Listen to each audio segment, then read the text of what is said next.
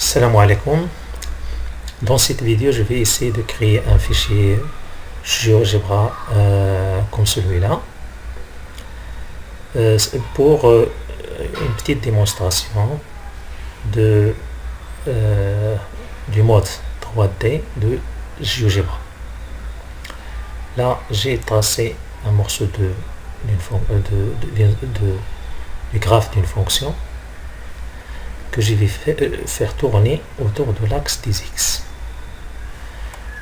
Alors, j'ai utilisé ce curseur là pour faire la démonstration.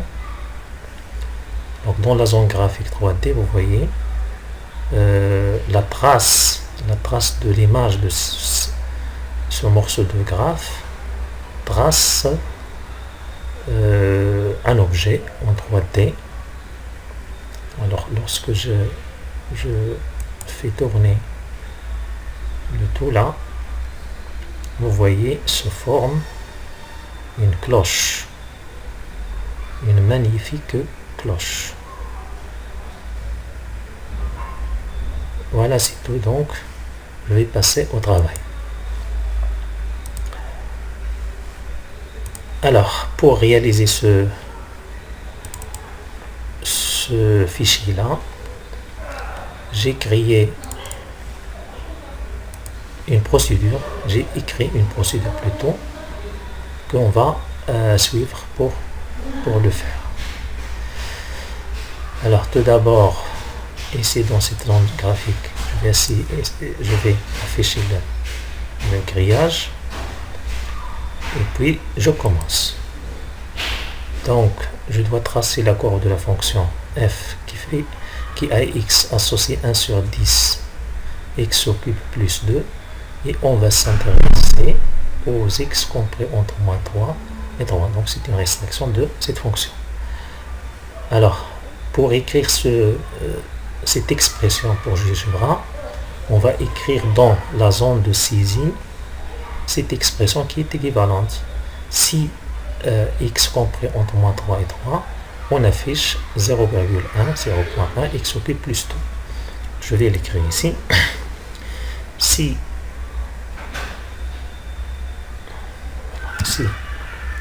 entre parenthèses moins 3 inférieur ou égal, je le prends ici. X, je reprends inférieur ou égal 3, virgule, donc 0.1 x au cube. Au cube, c'est-à-dire l'exposant 3, je peux utiliser chapeau puis 3, sinon je peux choisir le petit 3 là, puis donc il me reste plus 2. Je tape entrée. Donc vous voyez la courbe, donc le morceau de courbe de la fonction f. Deuxième chose, c'est-à-dire on va donc afficher une zone graphique, la zone graphique 3D pour observer la figure. Pour ce faire, on va utiliser affichage graphique 3D qui va être affiché là. Je vais zoomer un petit peu là, en la déplaçant comme ça pour avoir plus d'espace. Donc voilà le graphe de la fonction. Autre chose, donc je vais modifier les paramètres de la zone graphique pour une bonne lisibilité. Donc qu'est-ce que je vais faire ici? Donc je vais cacher le cube comme ça, en utilisant ce bouton là. Je vais afficher la grille et puis ce plan là par exemple, je vais le cacher. Voilà, maintenant c'est bon. Peut-être je peux modifier la couleur de l'arrière-plan en utilisant couleur de l'arrière-plan comme ça. Ok. Voilà pour les paramètres. Ensuite, créer un curseur radial alpha pour faire tourner la courbe, c'est-à-dire ce morceau de courbe de la fonction autour de l'axe des x. Alors, comment faire? Donc, je vais choisir la zone graphique de t.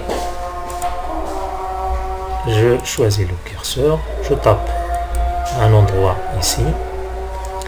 Alors, je ne veux pas des normes, je veux des angles. Je laisse le minimum à 0, le maximum à 340. Par contre, ici, je vais mettre 0.0001.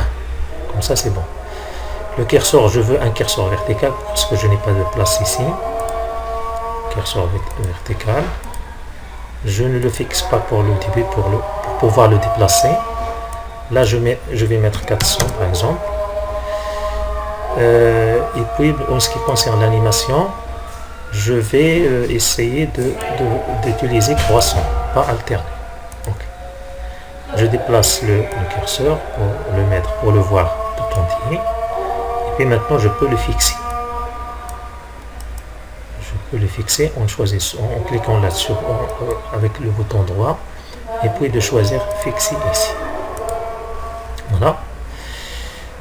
Le curseur maintenant est fait. La suite, c'est qu'on va construire donc l'image du graphe de la fonction, l'image de ce morceau de graphe, par la rotation d'angle alpha autour de l'axe des x. Alors, l'expression à utiliser, c'est celle-ci, rotation de la fonction f, virgule alpha, virgule axe des x, qu'on va écrire dans cette zone-là. Donc, rotation. L'ordinateur me propose donc les trois variétés de cette fonction. Donc, je vais en choisir la deuxième. Donc, l'objet, c'est f, tout simplement f. L'angle, c'est alpha. Alpha, je vais en choisir ici. Virgule, l'axe, donc je vais écrire axe, comme ça, axe, grand X. Axe en minuscule, grand X majuscule, c'est une variable que l'ordinateur ou que le logiciel reconnaît. Voilà, donc vous voyez donc l'image de ce morceau de graphe. Alors lorsque je fais tourner un petit peu disons pour voir les autres directions. Donc vous voyez l'image. Je vais choisir par exemple une couleur. Je vais mettre une couleur comme ça. Propriété, couleur. La couleur verte par exemple. Même la fonction, je vais choisir la couleur, la même couleur. Voilà, c'est bon. La suite. Faire varier les valeurs du curseur pour voir l'effet. Donc, je retourne à la zone 3D, 2D, pardon, et voyez donc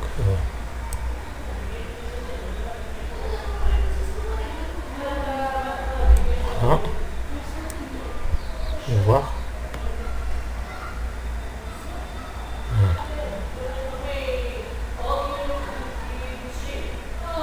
Voilà. La suite, activer la trace de cette image dans la zone graphique 3D. Donc je vais essayer donc de modifier la couleur, de demander la trace de ce morceau, de l'image de ce morceau de graphe, hein, donc celui-là, il est là, donc je clique ici et je choisis afficher la trace. Maintenant, je vais modifier. Voilà, vous voyez donc apparaître notre cloche. Voilà, je vais jouer un petit peu sur le zoom et enfin animer le curseur et observer dans la zone 3D. Donc je vais animer le curseur comme ça et voyez donc dans la zone 3D.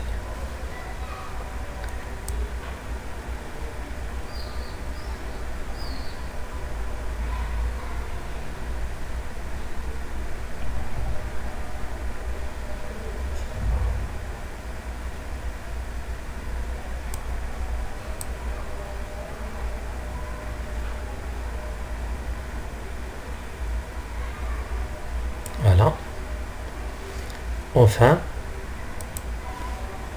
déclencher l'animation dynamique de la zone. Pour déclencher l'animation de la zone, je fais comme ça.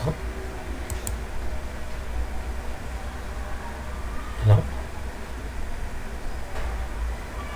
J'arrête comme ça. Je vais encore zoomer un petit peu pour avoir le tout,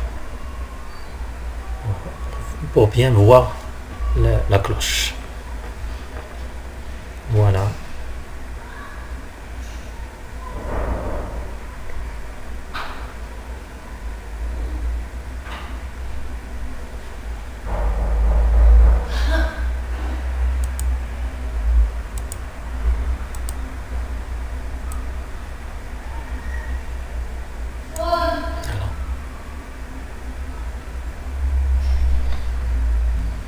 Donc maintenant j'arrête et j'arrête l'animation. Voilà, merci. C'est fini. Merci.